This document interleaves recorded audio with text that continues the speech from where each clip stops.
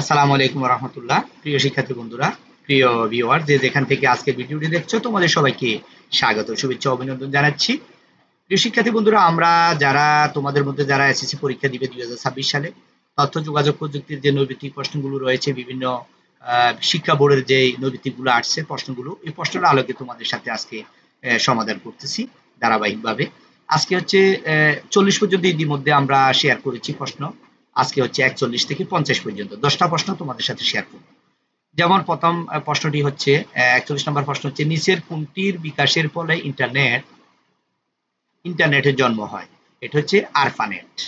ঠিক আছে, 41 নম্বর। এরপর আমরা 42-এ যাব। ঘরে বসে বিভিন্ন শিক্ষা প্রতিষ্ঠানের ভর্তির আবেদন করার পদ্ধতিটি কিসের উদাহরণ? ই গভর্নেন্স। ঠিক আছে। তারপর 43 প্রশ্ন হচ্ছে, কত সাল থেকে বাংলাদেশে ই কমার্সের প্রসার হচ্ছে? 2011 সাল থেকে 2012 সাল থেকে এই প্রসার শুরু হয়েছে। 44 নম্বর প্রশ্ন হচ্ছে, কত সালে হাইপার টেক্সট ট্রান্সফার প্রোটোকল বাস্তবায়ন করা হয়? 1989 সাল থেকে। 45 নম্বর প্রশ্ন হচ্ছে, ই লার্নিং সনাতন পাঠদান প্রক্রিয়ার কি রূপ? পরিপূরক।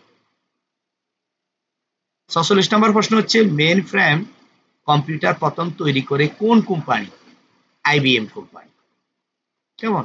তোমরা একটু খেয়াল করো, একটু মনোযোগ দাও, দেখবা যে তোমাদের সহজে এটা মেমোরিতে সেভ হয়ে যাবে প্রশ্নগুলোর উত্তর। একবার খেয়াল করলে হবে শুধু। দেশের প্রায় সকল ডাকঘরে ইএমটিএস সেবা পাওয়া যায়। দেশের প্রায় সকল ডাকঘরে ইএমটিএস সেবা পাওয়া যায়। 47। 48 নম্বর প্রশ্ন হচ্ছে, ইমেলের পূর্ণরূপ কি? Electronic mail. ইলেকট্রনিক মাধ্যমে বই ক্রয় করাকে কি বলে? E commerce. ইলেকট্রনিক মাধ্যমে বই ক্রয় করাকে কি বলে? E commerce. Fibre optic network বসানোর পর কোনটি সহজলভ্য হয়েছে? ইন্টারনেট। ফাইবার অপটিক নেটওয়ার্ক বসানোর পর কোনটি সহজলভ্য হয়েছে? ইন্টারনেট। তো প্রিয় শিক্ষার্থী বন্ধুরা, আমরা 50 নাম্বার পর্যন্ত সিরিয়ালি তোমাদের সাথে 41 থেকে 50 নাম্বার 10টা প্রশ্ন শেয়ার করেছি। পরবর্তী ভিডিওতে আমরা 51 থেকে শেয়ার করব।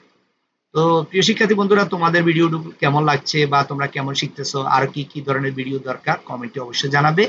আমি চেষ্টা করব তোমাদের সাথে সেইভাবে ভিডিওগুলো তৈরি করার জন্য। তো যারা নতুন এসেছো, অবশ্যই আমাদের পেজে লাইক দিবে এবং ফলো দিতে যাতে ভুল না হয়। ধন্যবাদ সবাইকে।